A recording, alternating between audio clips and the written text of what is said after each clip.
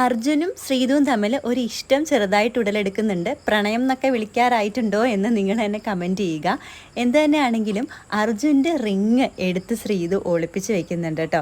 അർജുൻ എൻ്റെ റിങ് താ, ഇല്ലേ നീ അടി കൊള്ളും എന്നൊക്കെ പറയുന്നുണ്ട്. എന്നാൽ ശ്രീതു അത് ഒളിപ്പിച്ച് വെക്കുന്നു. അപ്പോൾ ശ്രീതുവിൻ്റെ ബാൻഡ് പകരം എടുത്തിട്ട് അർജുൻ ഒളിപ്പിച്ച് വെക്കുന്നു. ഒപ്പം ശ്രീതുവിൻ്റെ ബെഡ്ഷീറ്റും ബ്ലാങ്കറ്റും ഒക്കെ അർജുൻ മാറ്റി വയ്ക്കുന്നുണ്ട്.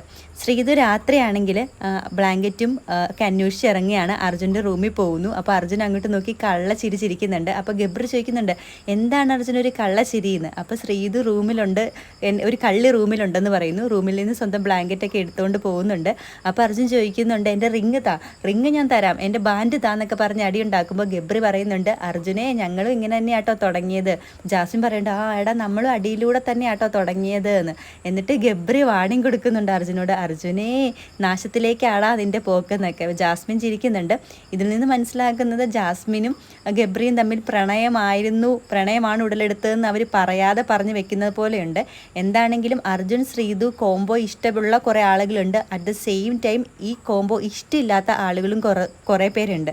എന്താണെങ്കിലും ഗബ്രിയും ജാസ്മിനും സപ്പോർട്ട് ചെയ്യുകയാണ് അർജുനെയും ശ്രീതുവിനെയും പ്രണയിക്കാനായിട്ട്. അതുകൊണ്ട് ശ്രീതുവിന് ഇപ്പോൾ ജാസ്മിനോട് ചെറിയ സോഫ്റ്റ് കോർണർ ഉള്ളതുപോലെ തോന്നുന്നു. നിങ്ങളുടെ അഭിപ്രായം ഒന്ന് കമൻറ്റ് ചെയ്യണേ.